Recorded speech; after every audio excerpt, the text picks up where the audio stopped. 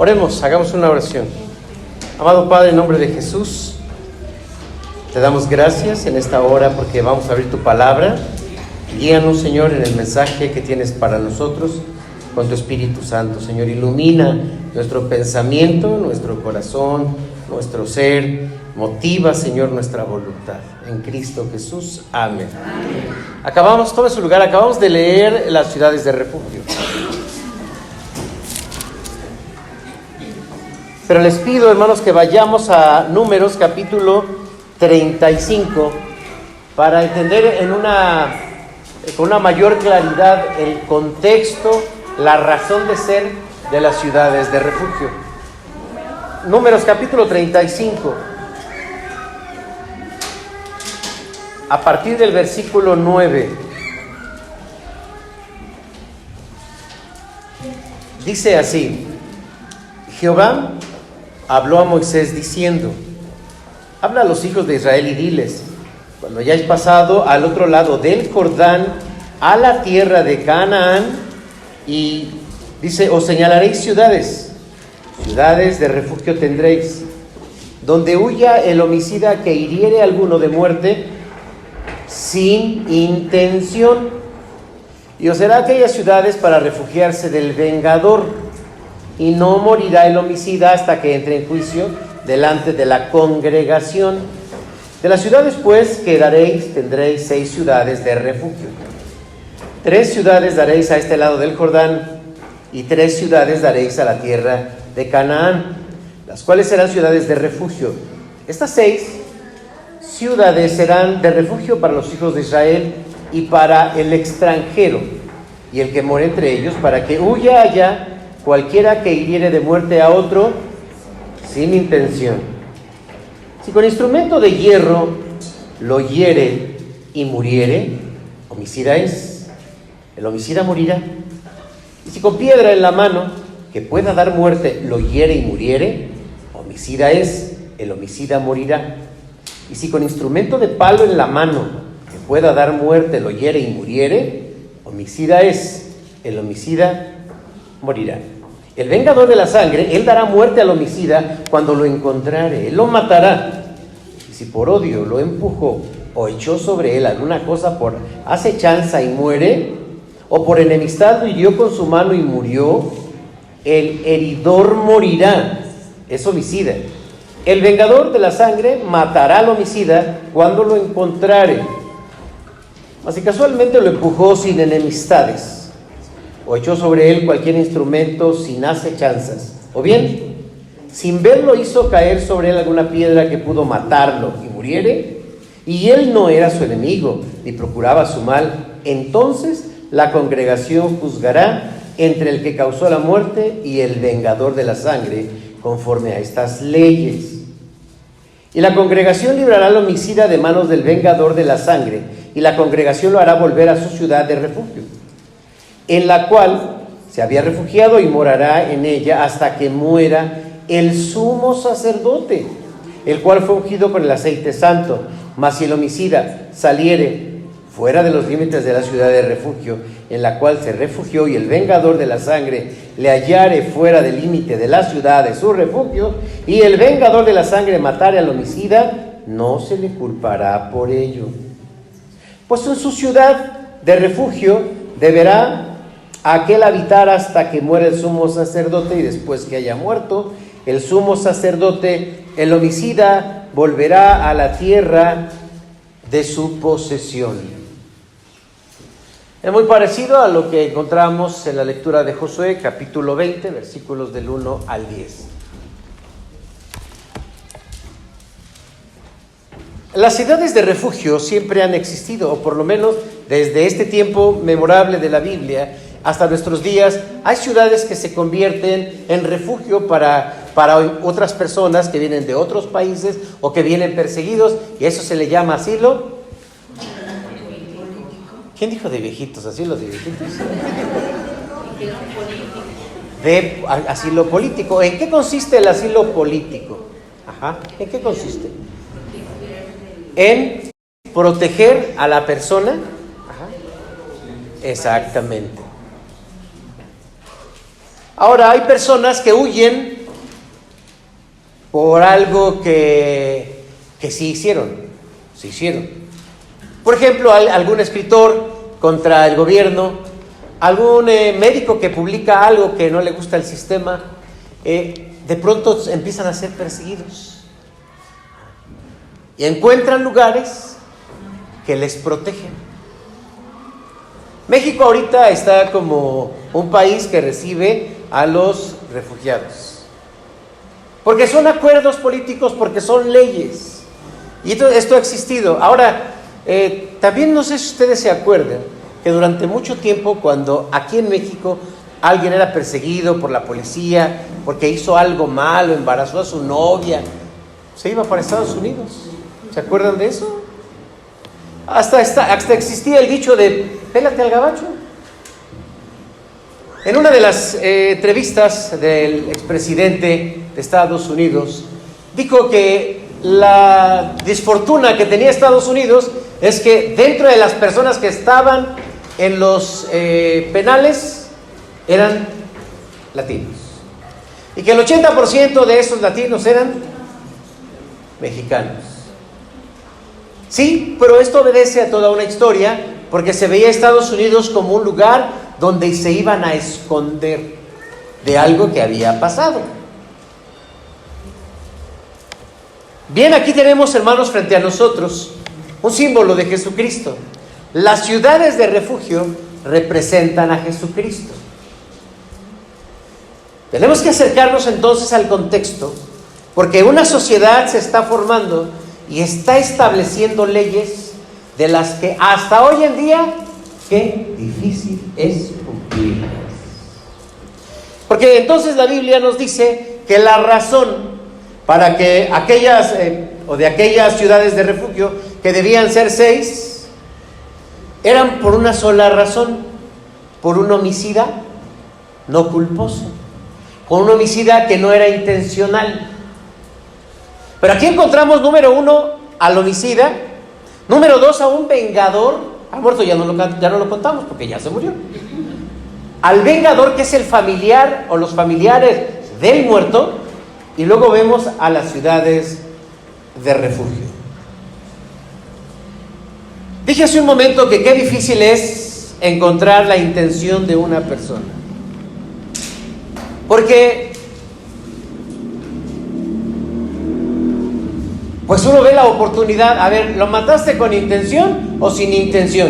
Entonces uno voltea: si digo que con intención, pues me van a matar. Si digo que sin intención, pues me van a dejar libre. Entonces, ¿qué decían? Sin intención. Pues sin intención. Pero hasta nuestros días este punto es muy delicado, porque es algo muy subjetivo la intención de una persona. Y más en nuestros días, cuando de pronto alguien que tiene un enemigo, alguien que le cae mal, pues la modalidad es que le habla a alguien, que conoce a alguien, que se dedica a darles chicharrón. Anda en una motoneta, llega, pum, pum, pum, pum, le da unos tiros y se va. ¿Y quién podría desconfiar de él? Tú, si yo ni lo conozco. Entonces le preguntan a la gente: ¿ustedes vean que esos eran enemigos? No. Esconder la intención es una de las cosas más complicadas del ser humano.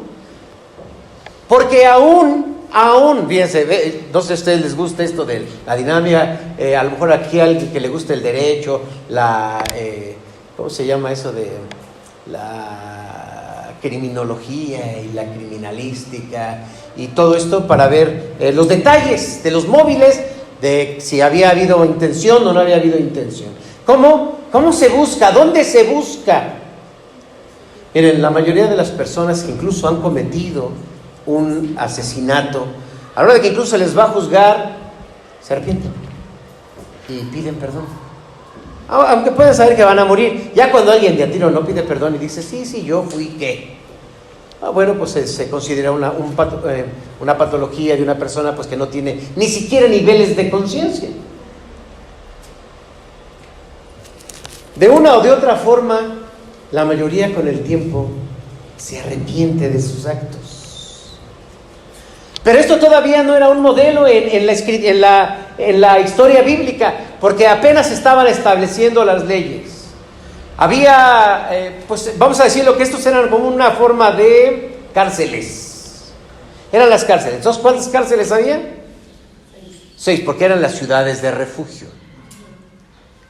¿Qué características debían tener? Miren, primero, deben estar muy cerca de las ciudades. ¿Para qué?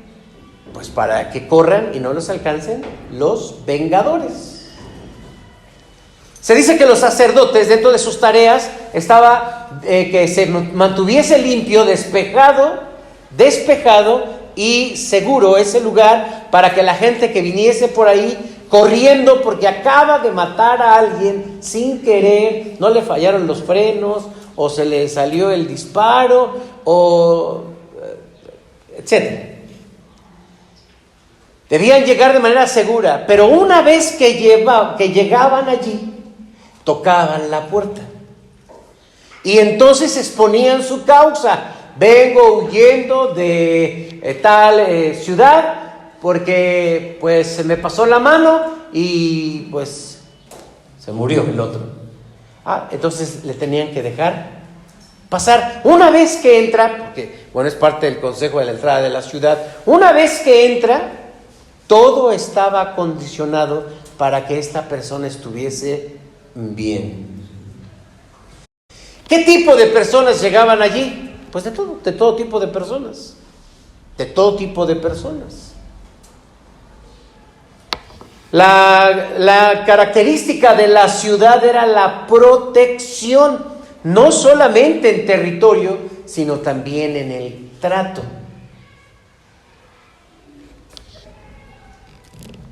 Si él era inocente, bueno, se iba a permitir un periodo de juicio. Y si después del juicio él resultaba, pues, inocente, ¿ya se podía regresar a su casa? ¿Sí o no? ¿Sí o no? No, a ver, no me den el avión. Unos dicen que sí, otros dicen que no. A ver, otra vez la pregunta. A ver, pongan atención. Buenos días, hermanos.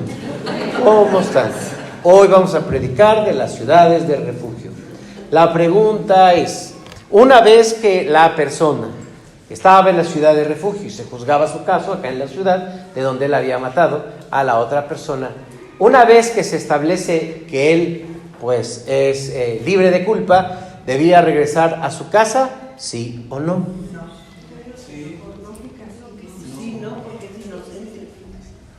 Por fin, si no lo regresamos a su casa, entonces, a ver, piénsenle bien, no es lo que yo diga, ni siquiera es lo que ustedes digan, es lo que dice la Biblia. ¿Qué dice? ¿Que deben regresar o no? Tienen que regresarse a la ciudad de refugio, o sea, a la cárcel otra vez, ¿hasta qué? O sea, si ya querían salir, pues igual y mandaban a que alguien les acelerara el proceso y se muriera antes, pero eso no pasaba. Entonces se tenían que esperar hasta que imagínense. ¿Y qué noticias traes? Lo primero que le interesaba al que estaba en la ciudad de refugio es: ¿ya se murió el sacerdote? No, está bien sano. Ahorita le están poniendo unas buenas inyecciones de células madre. ¿Te acuerdas que ya estaba bien pelón? O sea, cabello le salió. ¿Te acuerdas que ya estaba arrugado? Está chamaco, ahorita parece treintón. Y el otro se deprimía más y más. ¿Sí? Pues a veces esto sucedía. Se morían primero ellos.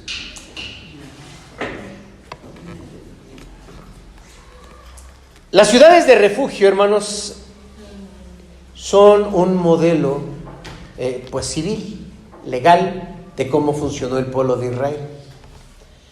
¿Qué tan seguras o no seguras? Bueno, déjenme analizar rápidamente. Aquí, hermanos, lo primero que hay es la dificultad de un proceso para entender si la persona era inocente o era culpable.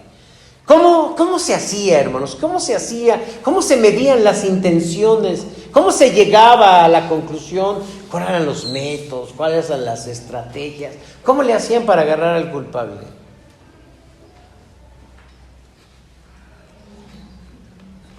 A ver, esta es pregunta también de la Biblia, ¿eh? ¿Cómo le hacía para agarrar al culpable? Sí. Pero en realidad el homicida era el que iba a la ciudad. Es decir, no alguien lo agarraba, ¿para qué alguien lo quería matar? Bueno, sí, pero hablando de su intención, ¿cómo se podía, qué técnicas usaban para saber su culpabilidad?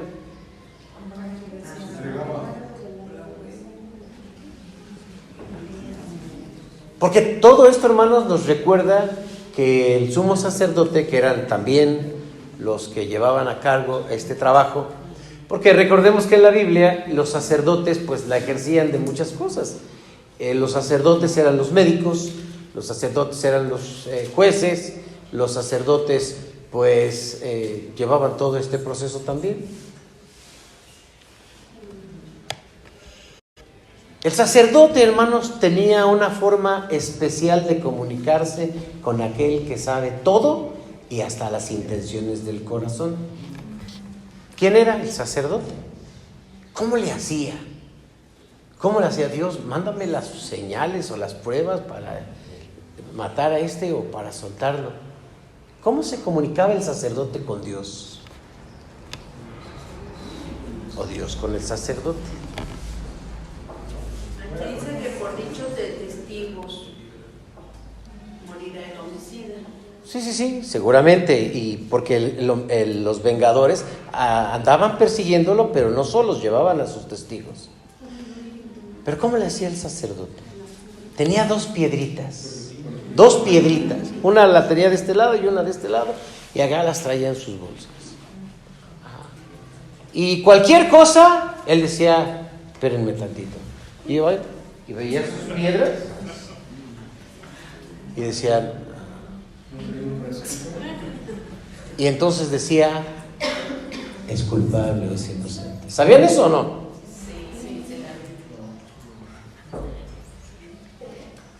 Cuando se quería llegar a encontrar a un culpable, traían aquí en el pecho otras piedritas. No, sí, les gustaban las piedritas, porque Dios se comunicaba a través de piedras. Y traía aquí 12 piedras que representaban las 12. Entonces uno lo veía así como de playera y se veía acá. No, eran piedras. Parecían como sus músculos, pero eran piedras. Y en esas piedras representaba por origen o material y por color a una de las tribus. Y entonces el sacerdote lo sabía todo. No sé si se acuerdan que en tiempo de los reyes, cuando querían encontrar un culpable, ¿qué tomaban? Una lanza, la aventaban al cielo y nadie se mueva. Y todos se quedaban allí. ¿Dónde caían? ¿Mandé? ¿A dónde le caían? ¿En la cabeza? No, si no ya al lado del pie. Ahí caía. Y ya, pues ya estás. Los modelos bíblicos, imaginen que si hoy en día que llegaron, no, ¿sabe qué? Vamos a traer un modelo muy, muy espiritual, pero efectivo. ¿Se acuerdan cuando el esposo sentía espíritu de celos? ¿Qué iba? Le llamaba a su esposa, la llevaba ante el sacerdote y el sacerdote le decía, mira, mira hija, este es un brebaje que te vamos a dar, pero si tú te has acostado con otro, te va a pasar A, B, C, D. Y la mujer moría. Eran los métodos para encontrar al culpable. No eran los métodos de modernos de grafoscopía y cosas así. No, era Dios. Porque solamente Dios. El hombre se equivoca mucho, hermanos. Hay gente, y esto es un análisis bastante profundo acerca de la gente que logra engañar a todos y que al final era culpable. Porque es muy fácil engañar. Bueno, hay gente que tiene cara de buena persona. ¿Sí o no? Oh, vemos a nuestro hermano Magnus y pues, él parece, todos me dicen, ay, muy buena gente, muy risueño. Sí.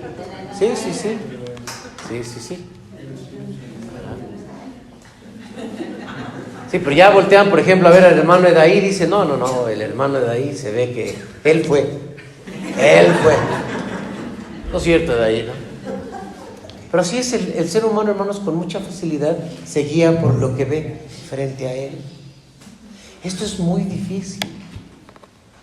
Dios bendiga a todos los abogados, a los jueces y a los ministerios, porque tienen frente a sí una gran responsabilidad. No en vano dice la Biblia, orad por nuestros gobernantes y por todos aquellos que llevan la espada, porque son puestos por Dios. Eso solamente para entender esta parte, pero hay otro punto, hermanos, que resalta, y es la venganza. Pues en el Nuevo Testamento encontramos en el Sermón del Monte un mensaje del amor contrapuesto con la enseñanza del Antiguo Testamento en cuanto a las venganzas. Pero aquí se está validando la venganza del familiar.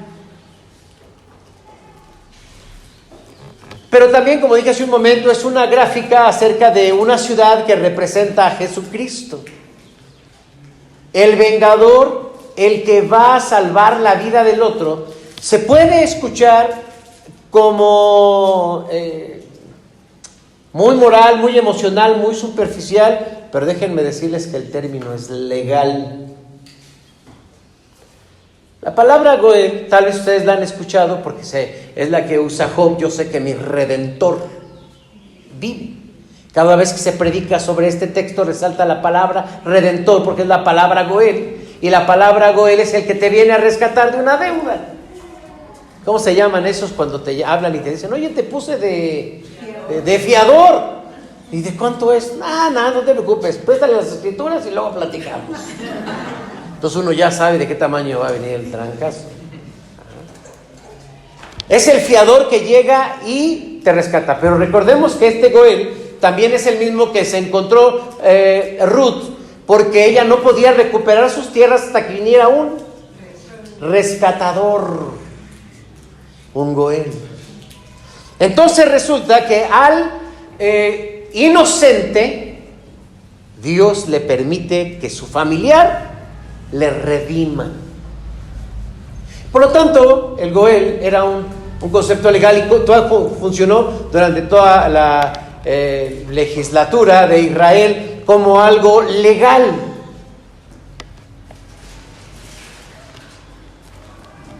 Y esto nos contrapone, hermanos, con los sentimientos que como seres humanos tenemos. Porque cuando hace tiempo uno de los pastores de nuestro sínodo pues iba manejando, que se le revisa una viejita y la atropelló. Pues él se detiene. Ya saben, ahí ya lo querían linchar. Y a la patrulla se lo lleva al Ministerio Público. Y entonces muere la viejita. En la investigación se descubrió que esta viejita tenía problemas mentales. Se salió de su casa y se cruzó la avenida y ahí pasó el pastor y pues lo atropelló, pero que también su familia no la cuidaba. El asunto es que ya muerta la viejita, decían que querían una indemnización muy grande porque la viejita, todo el mundo la quería. Todos querían, mi abuelita. La venganza, ¿hasta dónde es permitida en la Biblia, hermanos? ¿Hasta dónde? Porque este es un concepto que nos lleva a la vida diaria. ¿Hasta dónde podemos o debemos vengarnos? ¿Qué piensan? Porque ya empezaron a crujir sus huesitos. ¿Qué piensan? Por eso si lo hallaban culpable, muerte dio, muerte va a recibir. Pero aquí hablamos de la familia. La familia no sabe, ¿verdad? La familia vio que su familiar ya se murió, lo mataron y se despierta un sentimiento de venganza. ¿Qué hay que hacer, hermanos? Porque todos los días experimentamos situaciones como estas. Tal vez algunas muy objetivas o algunas muy subjetivas. ¿Hasta dónde el tema de la venganza? ¿Hasta dónde es permitido vengarnos? Ah, ¿me hiciste una? Pues te voy a hacer otra. Hermanos, la Biblia dice que la venganza no puede ser de nosotros. Mía es la venganza, dice el Señor, yo pagaré.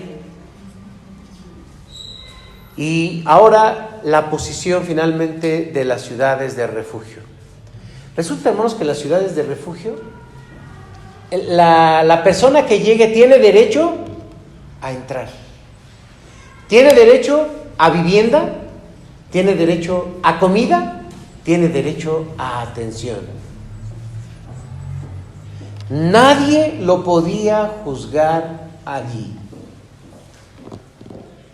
Bueno, ya como dijimos, hasta que se viera lo de su proceso, si sale, si lo matan, si no, etcétera, hasta que se muera el sumo sacerdote. Pero ahora, hablando de Jesucristo, las ciudades de refugio, hermanos, representan una oportunidad para la persona que huye por sus acciones. La iglesia es un lugar de refugio. Sí, Jesucristo es el lugar de refugio. Esos lugares de refugio pues representan a Jesucristo, porque la vida de estas personas ha cambiado completamente. No pueden ir a visitar a su familia porque literal los estaban cazando. Que dijera, no, es que quiero ir acá y ya rebasaste los límites, te encuentras con el vengador, ya no se puede hacer nada por ti porque estabas afuera del territorio de la ciudad de refugio. Sí representan a Jesucristo porque en Él el pecador encuentra el perdón, encuentra la protección, encuentra la seguridad. Pero qué difícil para una persona que está atendiendo, que está protegiendo la ciudad de refugio, pero no tiene pues la posibilidad de hacer un juicio contra esta persona. Como iglesia, estamos en una etapa, hermanos, de evangelización. ¿Ya se han dado cuenta? ¿Ya les pusieron el video, por cierto? ¿Lo pusieron en la mañana? ¿No? Está bueno de lo que están haciendo. Hermanos, hay necesidad allá afuera. Y la gente necesita un lugar de refugio. Y la gente necesita a alguien que le escuche. Alguien necesita a alguien que le dé. Alguien que lo comprenda. Queridos hermanos, si la iglesia no puede tomar un papel de amor y de refugio para el necesitado, no podemos hacer nada. Este mes es un mes muy bonito por varias razones para la iglesia. Número uno, hermanos, porque se está haciendo una actividad evangelística, una actividad de tipo social, una actividad de tipo de nuestra iglesia. Cooperando todos, que yo pongo lo que dijimos. La segunda actividad, hermanos, que se viene, ¿cuál creen que es? Escuela Bíblica de Vacaciones, versión 2024. Una campaña de evangelización infantil. Porque la forma en que nos organizamos, en que participamos, es para que los niños que vienen a la iglesia escuchen de Jesucristo. acepten a Jesucristo, aprendan de Jesucristo. Y esa es la tarea de la iglesia. Y si no somos sensibles, hermanos, a las actividades de la iglesia, ¿qué va a pasar? Nada, no va a pasar nada. Así que, hermanos, habremos de ser invitados a participar, y unos de una manera, otros de otra manera, en toda la organización, todos a trabajar para la evangelización. Porque, hermanos, es mucho trabajo. Ya sabemos, cada año a lo mejor algunos dicen, no, a mí aparte me midía, ya sabe, yo tal cosa. Órale. Pero tenemos una tercera actividad. ¿Cuál es, hermanos? El día del pastor. Muchas gracias, hermana. No sabía yo, es una sorpresa, ¿verdad? Gracias, hermana. Acuérdese, no me vayan a regalar como el año pasado un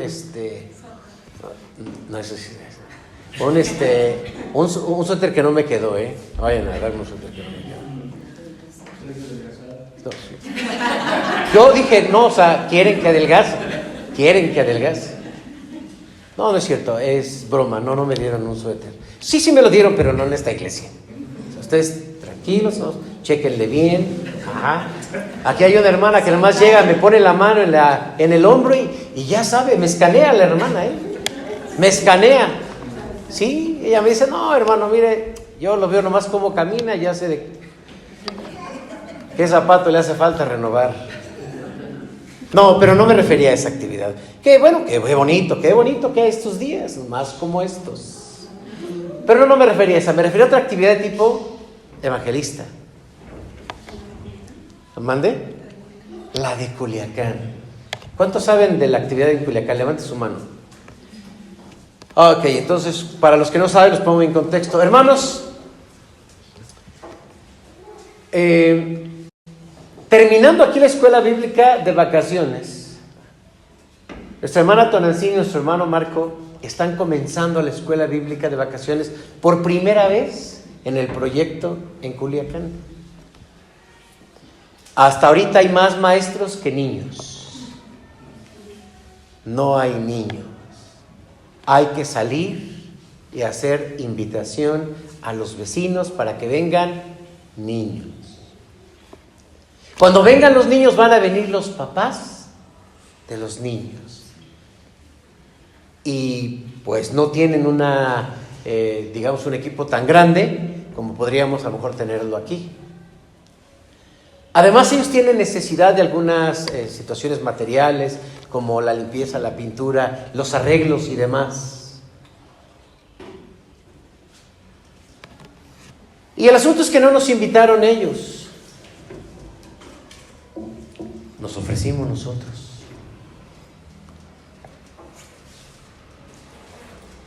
¿Cuántos estamos listos para ir? A ver, levante su mano. Cada quien hay que pagar sus pasajes, así que ni qué. Ajá. Ya tenemos aquí a 1, 2, sí, bueno, levantada, 3, 4, 5. Ya somos 5. Que si nos apuramos, hermanos, estamos comprando a buen precio ida y vuelta. Los hermanos se están preparando con una organización que se llama el CPI, que es el que apoya a las iglesias, porque quiere el número de cuántos vamos, porque nos van a recibir con desayuno, comida y cena. Y además nos van a recibir donde dormir. Nos van a tratar bien. Pero hermanos, el evangelismo finalmente es algo difícil.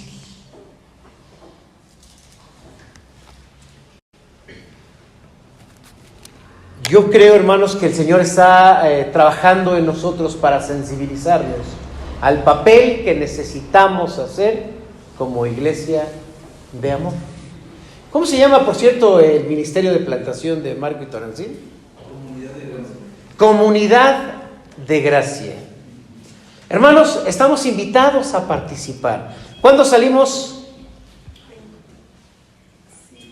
27. 28, domingo 28, hermanos, estaremos a lo mejor en el culto de mediodía, nos despedimos, hacen una oración por nosotros, juntamos una ofrenda, no vamos a llegar así nada más, porque sí, hermanos, la verdad, no, hay que prepararnos. Si hermano, es que puro dinero que piden. Miren, fueran para mí, hermanos, fueran para mí, no lo tomen a mal. No, yo sí les pediría más, fuera para mí. Pero no es para mí, hermanos. Yo voy a pagar mi pasaje. Mi esposa va a pagar su pasaje. Si va mi hija, va a pagar su pasaje. El hermano Carlos, conocido como Israel, va a pagar su pasaje. ¿Habrá alguien que diga, hermano, yo quisiera ir, pero no tengo para mi pasaje? ¿Habrá alguien?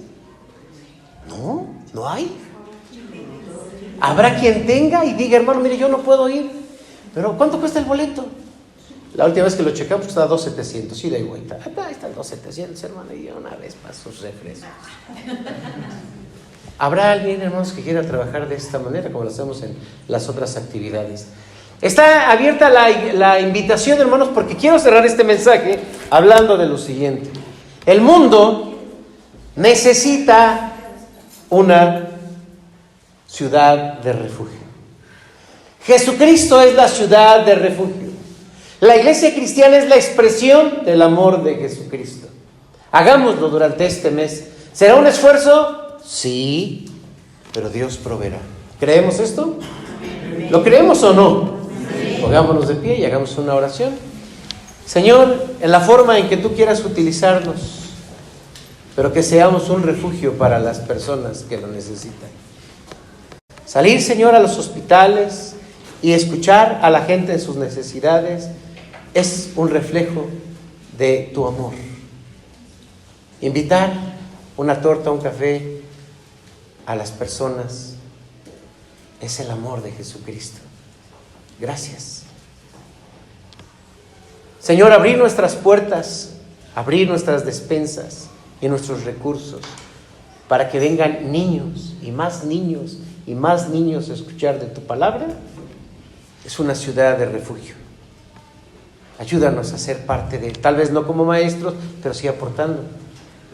Y Señor, aunque sea más lejos, no importa a donde haya necesidad. Tú has enviado a Tonantzin, tú has enviado a Marco, y Señor, de forma permanente ellos están en la trinchera, trabajando, esforzándose. Pero acá, Señor, como iglesia, permítenos ir a apoyar, ir a sentir el calor que ellos sienten todos los días al desarrollar este ministerio. Sensibilízanos, Señor, toca nuestros corazones, provee, Señor, de lo necesario para que podamos llevar a cabo esta tarea. A tu nombre, Señor, sea la gloria y solamente todo para tu honra. En Cristo Jesús. Amén. Amén.